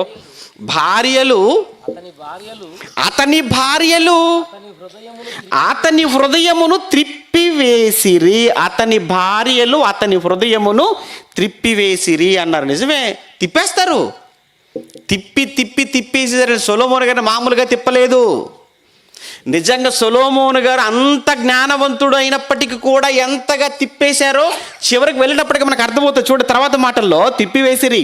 సొలొమోను వృద్ధుడైనప్పుడు అతని భార్యలు అతని హృదయమును ఇతర దేవతల తట్టు త్రిప్పగా అతని తండ్రి అయిన దావీదు హృదయము వలె అతని హృదయము దేవుడైన యెహోవా ఎడల యథార్థము కాకపోయెను అన్నాడు. ఇక్కడ దావీదు గారి ప్రస్తావన వచ్చింది. కానీ దావీదు గారి ప్రస్తావన వచ్చినప్పటికీ కూడా పరిశుద్ధాత్మ దేవుడు దావీదు గారి కోసం మంచిగానే మాట్లాడారు. దావీదు లాంటి హృదయం కాదు సొలొమోనుది. దావీదు గారి హృదయం ఎలాంటిది అంటే, దావీదు గారు తన జీవితంలో చేయక ఒకే ఒక్క పొరపాటు ఆయన చేశాడు. చేసినందుకు ఎంత పశ్చాత్తాపడ్డాడో, ఎంత బాధపడ్డాడో, ఎంత కన్నీరు పెట్టుకున్నాడో, ఎంతగా ఏడ్చి జీవితంలో మరలా నీకు అలాంటి తప్పు నా జీవితంలో ఇంకెప్పటికీ చేయను అని వ్రాసిన కీర్తన 51వ కీర్తన. నిజంగా 51వ కీర్తన మీరు చదివితే దావీదు ఎంత కుమిలిపోయాడో, ఎంత బాధపడ్డాడో మీకు ఆ కీర్తనలో దావీదు గారి మాటల్లో ఆయన మనసంతా కూడా మనకు కనబడుతుందండి. అందుకే చెప్పాడు ఏమండి దావీదు. అందుకే మీరు చూడండి బైబిల్లో యేసుక్రీస్తుల వారి గురించి మాట్లాడినప్పుడు దావీదు కుమారుడా, దావీదు కుమారుడా, దావీదు కుమారుడా అని కేకలు వేయటం మనం చూస్తుంటాం. అబ్రహాము కుమారుడు, దావీదు కుమారుడు అని యేసుక్రీస్తు వంశావళి అని యేసుక్రీస్తు దావీదు కుమారుడుగా చెప్పబడ్డాడే తప్ప సొలొమోను కుమారుడుగా ఎందుకు చెప్పబడలేదు? మహాజ్ఞాని కదా, గొప్పగా పాలించాడు కదా, బంగారు దేవాలయాన్ని కూడా కట్టాడు కదా. అయినప్పటికీ కూడా సొలొమోను కుమారుడా అని పిలువబడటానికి మాత్రం దేవుడు ఒప్పుకోలేదు. దావీదు కుమారుడుగానే పిలువబడాలి. కారణం తప్పు చేశాడు, కానీ చేసిన తప్పుకు ఎలాంటి పశ్చాత్తాపం. అది దేవుడు తనకు తానుగానే పశ్చాత్తాపడ్డాడండి. చేసిన తప్పును ఒప్పుకున్నాడు దావీదు. ఒప్పుకోవటంగా దాన్ని విడిచిపెట్టాడు. శిక్ష కూడా అనుభవించాడు. జీవితంలో తప్పుకు శిక్ష కూడా వేశాడు దేవుడు, అది అనుభవించాడు. అందుకే అన్నాడు, తన తండ్రి అయిన దావీదు లాంటి యథార్థ హృదయం కాదు అని కన్ఫర్మ్ చేసేసాడు. ఏమయ్యా సొలొమోను, ఎందుకంటే అసలు వీళ్ళు సామాన్యంగా లేరండి. వీళ్ళు 1000 మంది. వీళ్ళు ఆఖరికి ఏం చేశారంటే వృద్ధుడైనప్పుడు తిప్పేస్తారు. ఏమండి తను వృద్ధుడుగా ఉన్నారు, మరి భార్యలు ఎలా ఉంటారు? వాళ్ళు ఎలా ఉండుండొచ్చు? భార్యలు వాళ్ళు ఏ వయసులో ఉండుండొచ్చు? జనరల్గా మీరు ప్రాక్టికల్గా మీరు ఆలోచించండి. ఈయన వృద్ధాప్యంలో ఉంటే వాళ్ళు ఎలా ఉండే, వాళ్ళు ముసలోళ్ళు అయిపోయి ఉంటారా? నో. ఎందుకంటే ఎంత ముసలోడైనా కానీ అమ్మాయి వయసులో ఉన్నదే కావాలంటాడు. మీకు తెలియదు ఏముంది? ఇప్పుడు ఆయన ముసలోడైనంత మాత్రం నాకు ముసలి దాన్ని చూసి పెట్టండి అంటాడా? లేదు. ఈ రోజుల్లో మనం చూస్తున్నాం కదండి, 60 ఏళ్ళ ముసలోడికి 20 ఏళ్ళ అమ్మాయితో పెళ్ళట. ఏంటి 60 ఏళ్ళ వయసులో ఉన్నవాడు కూడా ఎవరు కోరుకుంటున్నాడు? 20 ఏళ్ళ అమ్మాయిని కోరుకుంటున్నాడు. అలా అని ముసలమ్మలే తక్కువ లేరు. అప్పుడప్పుడు అక్రమ సంబంధాలు మనం చూస్తున్నప్పుడు ఏంటి టీచర్ గారట స్టూడెంట్తోనట. ఏంటండి మరి ఘోరం? టీచర్ స్టూడెంట్తో ఏంటి, ఒక లెక్చరర్ స్టూడెంట్తో ఏంటి? ఇంకా ఇలాంటి ఏంటన్నప్పుడు అంటే లేచిపోవడానికి, ప్రేమించుకోవడానికి, అక్రమ సంబంధాలకు వయసుతోనూ సంబంధం లేదు, కులంతో కూడా సంబంధం లేదు. అక్రమమైన వాటికి ఇవేమి సంబంధాలు ఉండవండి. మరలా క్రమమైన వాటి దగ్గరకు వచ్చాక మాత్రం అన్నీ కావాలి. చూసారు అక్రమం అంటే. ఇప్పుడు ఈయన వృద్ధాప్యంలో ఉన్నాడు. మరి భార్యల సంగతి ఏంటంటే వాళ్ళు బాగానే ఉన్నారు. 1000 మంది. వాళ్ళ ఆఖరికి సొలొమోనుని తీసుకొని వచ్చి ఏం చేస్తున్నారో చూద్దాం చివరికి వచ్చేటప్పటికి. వాళ్ళు ఏం చేశారట, సొలొమోను వృద్ధుడైనప్పుడు తన భార్యలు అతని హృదయమును దేవతల తట్టు త్రిప్పగా అతని తండ్రి అయిన దావీదు హృదయమును అతను హృదయం లాంటి వాడు అనుసరించిన వాడే అతను యెహోవా యందు యథార్థత లేకుండగా పోయెను అని చదువుకుంటూ 5వ వచనంలో సొలొమోను అస్తారోతు అను సీదోనీయుల దేవతను, మిల్కోమోను అమ్మోనీయుల హేయమైన దేవతలను అని చూసారండి. వాళ్ళతో సంబంధమే వద్దని పైన చెప్పాడు. ప్రారంభం వచ్చిన వాళ్ళు మోయాబీలు, అమ్మోనీయులు, ఇత్తీలు అని చెప్పాడు కదా ప్రారంభం. అక్కడ వాళ్ళ గురించి ఎందుకు చెప్పాడు అని అంటే అక్కడ వాళ్ళతో సంబంధం వద్దని దాని క్లారిఫికేషన్ కింద ఇచ్చాడు. ఏంటి క్లారిఫికేషన్ అంటే వాళ్ళు పూజించేటువంటి దేవతలు హేయమైన దేవతలు. ఏమైనా దేవతల్లో కూడా ఉంటారంటే ఎందుకు ఉండరండి? మీరు జనరల్గా మీరు ఆలోచించండి. వీళ్ళకు ఉన్నటువంటి అస్తారోతు కానివచ్చు, మిల్కోము అనేటువంటి దేవత కావచ్చు, ఆ తర్వాత ఇంకా ఇంకా ఇంకా వాళ్ళ కోసం ఏం చెప్పారండి, కెమోషు కానివ్వండి, మెలేకు కానివ్వండి, అస్తరోతు కానివ్వండి, దేవతలలో వాళ్ళకున్నటువంటి హేయమైన అన్నారు కదా, వాళ్ళకున్న దేవతల్లో శృంగార దేవతలు కూడా ఉంటారు వాళ్ళకు. వాళ్ళ దేవతలలో ఏ దేవతలు అంటే వాళ్ళ శృంగార దేవతలు. శృంగార దేవతలను ముందు పెట్టుకుని వీళ్ళ జీవితాలు ఏమైపోవాలి? మీకు అర్థమవుతుందా? మనం మాట్లాడామనుకోండి బోళ్ళని ఉంటాయండి. ఇవి ఇక్కడి కాదండి కల్చర్. ఇదంతా కూడా అక్కడ మిడిల్ ఏషియాలో మధ్య ప్రాచ్యంలో ఉన్నటువంటి ఈజిప్ట్ కావచ్చు, అక్కడ ఉన్నటువంటి ఆ తర్వాత ఆ పక్కన సిరియా, ఒకప్పుడు ఆ మధ్య ప్రాచ్యంలో ఉన్నటువంటి మనుషుల యొక్క ఆ గ్రీకు దేశంలో, యూరోప్లో ఉన్నటువంటి వారి యొక్క ఆ దేవతల గురించి కానీ దేవుల గురించి కానీ మీరు చదువుతున్నప్పుడు చూడండి, చాలా అసహ్యం వేస్తుంటుందండి. ఏంటి వీళ్ళు దేవతనా? ఏంటి వీళ్ళు దేవుడా? ఏంటి వీళ్ళకు ఆరాధికులా? ఏంటి వీళ్ళకు భక్తులా? ఒక ఆయన ఉంటాడు, ఇటు 5 అటు 5 భార్యలు పెట్టుకొని ఉంటాడు. నువ్వు వెళ్ళి నమస్కారం చేస్తున్నావు అని అంటే ఏమని నమస్కారం చేస్తున్నావు? ఆయన నేను ఏమని దీవించాడు? నాలాగనే బిడ్డ, ఇటు ఒక 5 అటు ఒక 5తో నువ్వు కూడా నాలాగా ఉండకురా అననా అంటే ఏంటన్నాడు? ఎలాదని అర్థం చేసుకోవాలో తెలియదండి. మీరు ఆలోచించండి. ఇప్పుడు నువ్వు వెళ్ళి అక్కడ శాస్త్రంగా పడిపోతున్నావు అని అంటే, అందుకే దేవుడు ఆ రోజు వాళ్ళకి చెప్పాడనమాట. ఏమని చెప్పాడు వారితో అని అంటే, మీరు వారితో మీకు అసలు సంబంధం వద్దు, వారు మీతో సంబంధం పెట్టుకోవడానికి వీల్లేదు. కానీ ఆఖరికి ఏం చేశారట, ఎంత గొప్ప జ్ఞానవంతుని కూడా వాళ్ళ దేవతల వైపుకు తిప్పేశారు. ఆ తిప్పగా ఏం జరిగిందట, అంటే తీసుకెళ్ళి ఏం చేశారనమాట, వాళ్ళ దేవత ముందు కూర్చోబెట్టి ఆయన చేత పూజలు చేపిస్తున్నారు. సొలొమోను కెమోషు అను మోయాబీల హేయమైనటువంటి దేవతకును, మొలేకు అను అమ్మోనీయుల హేయమైన దేవతకును. చూసారు, హేయమైన పద అక్కడ మీరు బాగా ఆలోచించాలి. హేయమైన ఎందుకన్నాడు అని అంటే ఇక మాటలతో చెప్పలేనివి. అందుకే మీరు ఇశ్రాయేలీల గురించి మాట్లాడినప్పుడు మీరు ఆ దేశంలోనికి వెళ్ళిన తర్వాత అక్కడ ఉన్నటువంటి విగ్రహాలను మీరు ఏం చేయాలి, మీరు ఆ విగ్రహాలను పడగొట్టండి, ధ్వంసం చేయండి అన్న మాటలు ఎందుకు ఉపయోగించాడో మీకు అర్థం కావాలి. ఇప్పుడు దీన్ని ఈరోజు ఉన్నటువంటి ఈరోజు ఆ మాటలను బైబిల్లో తీసి చదువుతూ ఇక్కడ మన వాళ్ళని మిస్లీడ్ చేస్తున్నారు కొంతమంది మత ఛాందసవాదులైన వారు.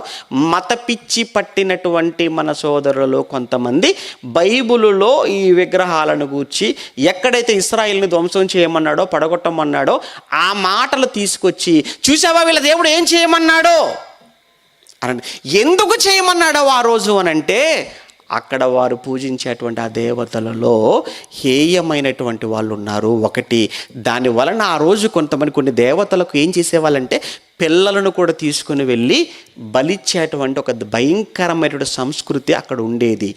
ఎక్కడ వీళ్ళు వెళ్ళి ఎక్కడ వాళ్ళని చూసి వీళ్ళెక్కడ పాడైపోతారోనని దేవుడు మీరు అక్కడికి వెళ్ళగానే ముందు వాటిని తీసేయండి అని దేవుడు అందుకు తీసేయమన్నాడు. కానీ వీళ్ళేం చెప్తుంటారు అని అంటే, చూసావా వీళ్ళ బైబిల్లో ఏముందో అని ఈ విధంగా ఏమంటారు ఆ బైబిల్ను ఈ విధంగా వాళ్ళకు అనుకూలముగా, వాళ్ళు అనుకున్న దానికి అనుకూలంగా మార్చేసి బైబిల్ మీద బురద జల్లేటువంటి ప్రయత్నం అండి. ఓకే, చూద్దాం తర్వాత ఏం జరిగిందట. అప్పుడు అమ్మోనీయుల హేయమైన దేవతకును యెరూషలేము ఎదుటనున్న కొండ మీద బలిపీఠములను కట్టించెను. ఏ చేతులతో పరలోకమందున్న దేవుడైన యెహోవాకు యెరూషలేము మందిరాన్ని కట్టించాడో అదే దేవాలయానికి ఆపోజిట్లో కడతావా లేదా మాకు కూడా? ఏంటండి, ఏం సొలొమోను గారండి, ఎంత గొప్ప జ్ఞాన సంపన్నుడు, దేవుడికి ప్రార్థన చేసిన వాడు, ముమ్మారు దేవుడు అతనికి సమాధానం ఇచ్చాడు. ఏమంటే దేవుడి కోసం చరిత్రలో నిలిచిపోయే బంగారు దేవాలయం అన్నాము. ఆ బంగారు దేవాలయం కట్టాడు అంటే దేవుడు అందులో ఉంటాడని కాదని ఆయనకు తెలుసు. జ్ఞానవంతుడు అందులో ఉండడన్న సంగతి కూడా ఆయన చెప్తాడు. దేవా, నీ కోసం ఆకాశ మహాకాశములు ఎలాగో పట్టవయ్యా, ఆ సంగతి నాకు తెలుసయ్యా, నేను ఇందులో ఉండమని కూడా నేను ఫోర్స్ చేయనయ్యా. కాకపోతే నా ప్రజలైనటువంటి ఇశ్రాయేల్ అందరూ కూడా ఈ దిక్కు వైపు, ఈ తట్టు వైపు, ఇటువైపు చూసి ప్రార్థించినప్పుడల్లా, వాళ్ళు ఇక్కడికి వచ్చి నీకు మొరపెట్టినప్పుడల్లా వాళ్ళ ప్రార్థనలు వింటే చాలు, నీ చూపులు దీని మీద ఉంటే చాలు తప్ప నేను ఇందులో ఉండమని నేను ఫోర్స్ చెయ్యనయ్యా అని కూడా మాట్లాడండి. ఆయన అంత గొప్ప జ్ఞానం కలిగిన వాడు, దేవుని జ్ఞానాన్ని అంతగా కలిగిన వాడయ్యండి. ఆఖరికి ఏ దేవునికైతే మందిరాన్ని కట్టాడో అదే చేతులతో ఆ మందిరానికి ఎదురుగా ఆ దేవతలకు కూడా బలిపీఠాలు కట్టించేశాడు అని అంటే ఎంత మనస్సును, ఏమండి ఇవన్నీ జ్ఞాపకం రావా ఆయనకు? ఇవన్నీ జ్ఞాపకం రావా? నేనేంటి ఈరోజు నేను చేస్తున్నదేంటి? నేను ఏ దేవాలయాన్ని కట్టాను, ఈరోజు నేను ఏం కడుతున్నా, నేను ఆ రోజు నేను దేవుడితో ఏం మాట ఇచ్చాను, ఈరోజు నేను ఏం చేస్తున్నాను, ఇవన్నీ కూడా ఒక్కొక్కటిగా తలచుకుంటూ మానసికంగా ఎంత నలిగిపోయి ఉంటాడో సొలొమోను. అది మీకు అర్థమైతే ఆ రోజు ఆయన అనుభవించిన బాధ, ఆయన అన్నాడు, మరణము కంటే ఎక్కువ బాధ, మరణం కంటే ఎక్కువ దుఃఖం నేను అనుభవించాను. దేవునికి భిన్నమైన, దేవునికి వ్యతిరేకమైన కార్యక్రమాలలో నేను ఉంటున్నప్పుడు, వెళుతున్నప్పుడు, అది నేను నా చేతులతో నేనే స్వయంగా చేస్తున్నప్పుడు నా మనసులో ఎంత వేదన అనుభవించాను అంటే చెయ్యక తప్పలేదు. ఎందుకు తప్పలేదు? ఇదిగో చేశాను కదా, పాపం చేశాను కదా, 1000 మందిని చుట్టూ పెట్టుకున్నాను కదా, లేదంటే వీళ్ళు వదిలేటట్టుగా లేరు. మరణము కంటే ఎక్కువ దుఃఖము కలిగించినది అన్నాడు. అంతేనా? దేవాలయం కట్టడమే కాదండి, నెక్స్ట్ ఏం చేశారు చూడండి. కట్టిన తర్వాత వదిలేస్తారా? ప్రారంభోత్సవం ఉంటుంది కదా, ఆరాధన కార్యక్రమాలు ఉంటాయి కదా, మరి నెక్స్ట్ అవే, ఇంకా నెక్స్ట్ ఆ తర్వాత చూడండి, తర్వాత మాటలు ఏం చెప్తున్నాడో, ఏం చేశాడో. తమ దేవతలకు ధూపము వేయుచు బలులు అర్పించుచు ఉండిన పరస్త్రీలైన తన భార్యల నిమిత్తము అతడు ఇలాగు భార్యల కోసం చేయవలసి వచ్చేసింది. చాలామంది అంటే పాపం భార్యల కోసం చాలా తప్పుడు పనులు చేస్తుంటారండి. భార్యల కొరకు చాలామంది తప్పుడు పనులు చేసే భర్తలు సమాజంలో ఉన్నారు. ఎలా చెప్పమంటారా? ఇది ఆది నుంచి వచ్చింది లేండి, అవ్వాదముల నుంచే వచ్చింది సంస్కృతి. భార్యల కోసం ఏమైపోయినా పర్వాలేదు అనుకునేటువంటి భర్తలు కొంతమంది ఉంటారు. అవసరమైతే దేవుని మాటను కూడా పక్కన పెట్టేవాళ్ళు, నీతి నిజాయితీని కూడా పక్కన పెట్టేవాళ్ళు, ధర్మాన్ని న్యాయాన్ని కూడా పక్కన పెట్టేవాళ్ళు. ఎవరి కోసం అయ్యా అంటే భార్యల కోసం కొంతమంది ఉంటారు. ఆ రోజు చూడ దేవుడు చెప్పాడు, బుద్ధిగా చెప్పాడు, పడు తినొద్దు అన్నాడు. విచిత్రం ఏంటంటే సాతాను అపవాదు వచ్చేసింది ఆదాము దగ్గరకు. అపవాదు వచ్చి ఆదామును మోసం చేసే ప్రయత్నం చేసినప్పటికీ కూడా ఆదాము మోసపరచబడలేదు. కానీ ఆదాము మోసపరచబడలేదంటే ఆదాము అపవాది చేతిలో మోసపోలేదు. అపవాది చేతిలో మోసపోలేని ఆదాము అవ్వొచ్చి పండ్లు ఇచ్చేటప్పటికీ ఇవి ఎక్కడివి అని కూడా అనకుండా తినేశాడంటే ఏంటండి ఆ లవ్వు? ఏంటండి ఆ ప్రేమ? ఏంటండి ఆ లోబడటం? ఏంటి అపవాదు వచ్చి మాట్లాడితే అపవాదుని ఎదిరించినటువంటి ఆదాము భార్యను ఎందుకు ఎదిరించలేకపోయాడు? అపవాదుని ఎదిరించాడు, భార్యకు లోబడిపోయాడు. అందుకే దేవుడు కూడా చాలా స్పష్టంగా అంటాడు, నీవు నీ భార్య మాట విని నేను నీకు తినవద్దని ఆజ్ఞాపించిన ఫలాలు నువ్వు తిన్నావు, నీ భార్య మాట విని. అందుకే అనుభవించు ఆదాము అన్నాడు, అనుభవించు. ఆ తర్వాత మనం చూస్తుంటారండి, ఈ రోజుల్లో కూడా చాలామంది చూడండి, భార్యల మాటలు విని ఆ బాధలోకి వెళ్ళిపోయిన, బాధలు తెచ్చుకున్న భర్తలు చాలామంది ఉంటారు. ఎక్కువగా మీరు చూడండి, ఈ ఉద్యోగస్తులు, ప్రభుత్వ ఉద్యోగస్తులు మీరు చూడండి, విచిత్రం ఏంటంటే ఏసీబీలోనే పని చేస్తుంటారు. అవినీతి నిరోధక శాఖలో పని చేసుకుంటూనే అవినీతికి పాల్పడిన వాళ్ళు. అలా పాల్పడిన వాళ్ళని మీరు చూడండి, తర్వాత పట్టుబడిన తర్వాత మొత్తం సోదా చేస్తున్నప్పుడు ఆ సోదాలు దొరికినవి అన్నీ తీసుకొచ్చి టేబుల్ మీద పెడుతుంటారు. అప్పుడే మీరు చూడండి, అందులో ఎక్కువగా దొరికేవి ఏంటంటే గాజులు దొరుకుతుంటాయి. గాజులు ఎందుకండి? ఇప్పుడు గాజులు దొరుకుతాయి ఒకటి, ఆ తర్వాత మెడలు గొలుసులు దొరుకుతాయి, ఆ తర్వాత ఉంగరాలు దొరుకుతాయి, చెవులే దొరుకుతాయి, ఇవి దొరుకుతాయి, వడ్డానం దొరుకుతాయి. ఏంటి పాపం అవినీతికి పాల్పడిందేమో, సంపాదించిందేమో భర్త, కానీ తీరా తీసుకెళ్ళిపోయి వస్తువులన్నీ ఎవరికి బయటపడుతున్నాయి అక్కడ? భార్య. అంటే మొత్తానికైతే ఈయన తీసుకొస్తున్నాడు, ఆవిడేమో బంగారం కొని పెడుతుంది, అన్నీ చేసి పెడుతుంది. అంటే ఎంత ఫోర్స్ చేసి ఉంటుందో, ఎంతగా ఏమంటే చేసి ఉండకపోతే మనోడు ఎంతగా దోచుకోడు. భార్య కోరికను తీర్చడానికి ఆఖరికి ఏమైపోయాడు? నేరస్తుడైపోయాడు, అవినీతిపరుడైపోయాడు, ఏమంటే ఖైదీగా జైలుకి వెళ్ళిపోయాడు. సేమ్ ఇక్కడ కూడా చూస్తుంటే సొలొమోను గారు భార్యల నిమిత్తం, ఆ పదం చూడండి అక్కడ, ఏమంటే ఆ మాట మనం చదువుతున్నప్పుడు తమ దేవతలకు ధూపము వేయిచు బలులు అర్పించుచు ఉండిన పరస్త్రీలైన తన భార్యల నిమిత్తము అతడు ఇలాగూ చేసెను అన్నాడు. కేవలము భార్యల కోసమే చేశాడట. అలా చేసినప్పుడు, వాళ్ళ కోసమే చేసినప్పుడు అంటే మనసు చంపుకొని, చూసారా ఏమంటే తప్పని తెలుసు అయినా చేస్తున్నాడు అని అంటే మనసు చంపుకొని చేశాడన్నమాట. అలా మనసు చంపుకొని చేస్తున్నప్పుడు మనసులో ఎంతగా బాధపడి ఉంటాడు. ఈరోజు చాలామంది భార్యలు కానీ భర్తలు కానీ ఏమంటే భార్యలు పెట్టేటువంటి హింసలో భర్తలు పెట్టేటువంటి హింస వలన భార్యలు కూడా దినం ఒక గండం అంటుంటారు, రోజు చస్తూ ఉంటారు, బ్రతుకుతున్నామండి అంటుంటారు. ఏమండి మా జీవితం ఏదో బ్రతుకున్నామండి, ఏదో పిల్లల కోసం అంతే తప్ప ఏమండి ప్రశాంతత లేదండి, నెమ్మది లేదండి, చావటమేనండి, చావే మేలు అనిపిస్తుంటుందండి. కొంతమందికి అసలు చనిపోవడం బెటర్ అనుకుని చచ్చిపోయే వాళ్ళు కూడా ఎంతోమంది లేకపోలేదు సమాజంలో. భర్తలు అంత హింస.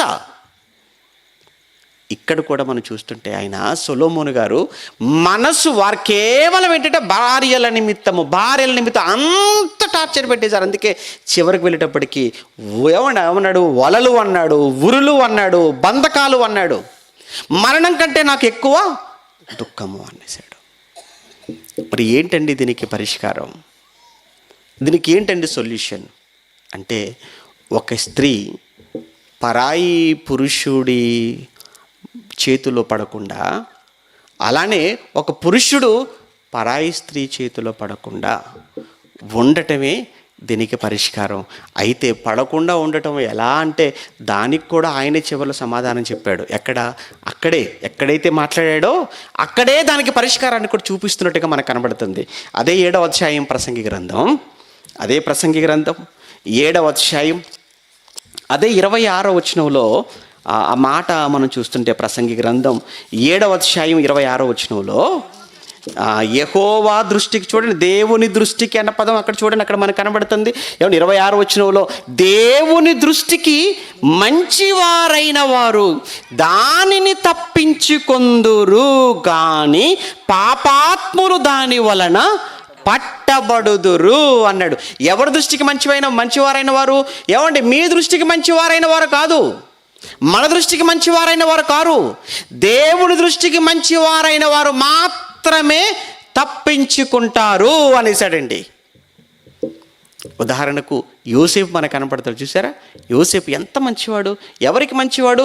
చూస్తున్న సమాజానికి ఏమో నేరస్తుడు అతను, మీకు తెలుసు కదా, అతను సమాజానికి నేరస్తుడు, కానీ దేవుడి దృష్టిలో మంచివాడు. అందుకే అతను అందులో పడిపోలేదు, తప్పించుకున్నాడు. యోసేపు తప్పించబడ్డాడు అంటకంటే తన్ను తాను కాపాడుకున్నాడు, తన్ను తాను తప్పించుకున్నాడు. పొతిఫరు భార్య ఎంతగా బలవంతం చేసిందో, ఎంతగా తనను ట్రాప్ చేసిందో, అయినా కానీ ఆమె వలలో పడకుండా ఆమె మాయలో పడకుండా ఎలా తప్పించుకోగలిగాడు? అది కేవలం దేవుడి దృష్టికి మంచివాడు కనుక తప్పించుకోగలిగాడు. యోబు గారి గురించి కూడా మనం చూసినప్పుడు అండి, యోబు గారు కూడా మొదటి అధ్యాయంలో మనం చూస్తానండి, యోబు గారు చాలా మంచివాడు కదండి. ఆయన దేవుని యందు భయభక్తులు కలిగిన వాడు, చెడుతనను విసర్జించిన వాడు అని చెబుతూనే ఆయనకి ఎంతమంది కుమార్తెలు చదువుకుంటాం? 7 కుమారులు 3 కుమార్తెలు, అంటే మొత్తం 10 మంది సంతానం. ఆ 10 మంది కూడా చిన్నోళ్ళ పెద్దోళ్ళ అంటే యోబు గారి కష్టాలు వచ్చేటప్పటికి వాళ్ళు కూడా చాలా పెద్దవాళ్ళు కాబట్టి విందు చేసుకుంటున్నారట, అందరూ ఒక ఇంట్లో కూర్చున్నారట, గాలి వచ్చేసింది గదుల మీదకి, వెంటనే ఆ గదులు పడిపోయి అందరూ చనిపోయారు. అంటే అంటే యోబు గారు చాలా పెద్దవాడు, మర్చిపోకూడదు. అప్పటికి చాలా పెద్దవాడే కదండి. 10 మందిని కన్నాడంటే ఎంత పెద్దవాడై ఉండాలి ఒకటి. ఆ తర్వాత ఆ 10 మంది పిల్లలు కూడా పెరిగి పెద్దవారయ్యారు. పెద్దవారైన వాళ్ళందరూ కూడా విందు చేసుకుంటున్నారు అని అంటే అప్పటికి యోబు గారు వయసు ఎంత ఉండొచ్చు అనుకుంటాం మనం? 70, 80, 90 వరకు ఉండొచ్చు అనుకోవచ్చు. మరి తప్పేం లేదు అందులో. అంటే ఒక రకంగా చెప్పండి, వృద్ధాప్యంలో ఉన్నాడు యోబు గారు. 70 దాటే ఆయనకు. ఆ సమయంలో 70 సంవత్సరాలు దాటిన తర్వాత కూడా యోబు గారు ఆయన పెట్టుకుంటున్న కండిషన్ ఏంటి మీరు చూస్తే ఆశ్చర్యపోతారు. 31వ అధ్యాయం యోబు గ్రంథం అండి. యోబు గ్రంథం 31వ అధ్యాయం. యోబు గ్రంథం 31వ అధ్యాయం మొదటి వచనం. యోబు గ్రంథం 31వ అధ్యాయం మొదటి వచనంలో, నేను నా కన్నులతో, ఎవరు మాట్లాడుతున్నారు? యోబు గారు. యోబు గారు ఏమంటారు? యవనంలోని మాట్లాడుతున్నాడు. ఆ మాట యవనంలో ఉండి మాట్లాడుతున్న మాట కాదది. యోబు గారు యవనంలో పెట్టుకుంటున్న నిబంధన కాదది, వృద్ధాప్యంలో ఉండి. అంటే దాని అర్థం ఏంటంటే నువ్వు ఏ వయసులో ఉన్నా తప్పు చేసేటువంటి అవకాశం ఉంది. 40లోనా, 50లోనా, 60లోనా, 70లోనా, 80లోనా చచ్చేంత వరకు అవకాశం ఉంది. కనుక చచ్చిపోయేంతవరకు అవకాశం ఉంది. కనుక అందరూ చేసుకోవలసిన నిబంధన, తమ కంటితో తామే చేసుకోవలసిన నిబంధన. ఎందుకు ఈ నిబంధన చేసుకోవాలంటారా? ఈ నిబంధన నువ్వు చేసుకుంటే దేవుడి దృష్టికి మంచివాడవు. దేవుడి దృష్టికి మంచివాడవుగా నువ్వు ఉండగలిగితే ఆ భయంకరమైన మరణము కంటే ఎక్కువ వేదనను కలిగించే, దుఃఖం కలిగించే ఆ ఊరిలో నుంచి నిన్ను నువ్వు తప్పించుకున్నవాడవుతావు. ఇది స్త్రీకైనా పురుషుడికైనా ఎవరికైనా. ఏమంటున్నాడు యోబు గారు? నేను నా కన్నులతో నిబంధన చేసుకుంటుని, కన్యకను నేను ఎలాగూ చూచుదును అన్నాడు. చూడండి, ఆయన కన్యకను నేను ఎలాగూ చూచుదును. ఎందుకు అన్నాడు? పరాయిది. తర్వాత మాటలో మనం చూస్తుంటే, అలాగు నేను గాని చేసిన ఎడల పరమనున్న దేవుని ఆజ్ఞ ఏమైపోవును, ఉన్నత స్థలమునున్న సర్వశక్తుని స్వాస్థ్యం ఏమైపోతుంది. 9వ వచనంలో, నేను హృదయమున పరస్త్రీని మోహించిన ఎడల, నేను గాని పరస్త్రీని నా హృదయములో అనుకుంటే, నా హృదయములో తెచ్చుకుంటే, ఇది ఎంత పాపం, ఎంత ఘోరం. ఎవడు నిజంగా పురుషుడు, మగాడు, మంచివాడు అని ఎవరిని అనాలి అని బైబిల్ ప్రకారంగా మాట్లాడితే, ఎప్పుడు ఏ రోజు కూడా పరాయి స్త్రీని తన హృదయంలోనికి తెచ్చుకోకుండా బ్రతకగలిగినప్పుడు బ్రతికిన వాడే నిజమైన మగాడు. అదే సమయంలో నిజమైన స్త్రీ, నిజమైన భార్య అంటే తన భర్తను కాక పరాయి పురుషుణ్ణి తన హృదయములోనికి ఏనాడు తెచ్చుకొనక చచ్చినంత వరకు తన భర్తే తనకు సర్వస్వం అనుకుంటూ ఎవరైతే బ్రతుకుతారో వారే నిజమైన స్త్రీ, నిజమైన భర్త. లేదు అని అనుకుంటే మరణము కంటే ఎక్కువ దుఃఖం అనేది నీకు రాక మానదు, కలుగక మానదు. అందుకే క్రొత్త నిబంధనకు వచ్చేటప్పటికి అంటారు, స్త్రీని నువ్వు ముట్టుకోకపోతే నీకు మేలు అనేసాడు. అదే సమయంలో ఒక స్త్రీ పురుషుణ్ణి ముట్టుకోకపోతే నీకు మేలు. కనుక మరణము కంటే ఎక్కువ దుఃఖాన్ని కలిగించేది ఏది అన్నప్పుడు ఇదే. ఒక స్త్రీకి పురుషుడు, పురుషుడికి స్త్రీ. ఇదే మరణము కంటే ఎక్కువ దుఃఖం కలిగించేది. అలా మరణ వేదనలు, మరణం కంటే ఎక్కువ దుఃఖాన్ని అనుభవించి చరిత్రలో ఎందరో మనకు కనబడితే అందులో ఒక సంస్థను చూసాం. ఒక అనుభవజ్ఞుడైనటువంటి సొలొమోను ఎంత గొప్ప మీద. జ్ఞానంలో ఇతను మించిన వారు లేరు, బలములో అతను మించిన వారు లేరు. చూసారా, బలవంతుడు దాసోహం అయిపోయాడు, జ్ఞానవంతుడు కూడా దాసం అయిపోయాడు. నీ సంగతి ఏంటి? నీ సంగతి ఏంటి? నేను జ్ఞానవంతుడు అని అనుకుంటావా, ధనవంతుడు అనుకుంటావా? సొలొమోను కంటే జ్ఞానవంతుడువా, సొలొమోను కంటే ధనవంతుడువా చెప్పు. లేదు నాకు కండలు అంటావా, నాకు బలం అంటావా, నాకు శక్తి అంటావా? సంసోను కంటే శక్తిమంతుడువా నువ్వు? వాళ్ళ చరిత్రలు నీ ముందున్నాయనంటే వాళ్ళు చేసిన పొరపాట్లు, వాళ్ళు చేసిన తప్పిదాలు నీ జీవితంలో చేయకు, ఉన్నతంగా ఉంటావు. లేదనుకుంటే ఎంతెత్తుకు ఎదిగినా మరలా ఒకరోజు పడిపోతావు. ఇదే పర్సనాలిటీ డెవలప్మెంట్ అంటే.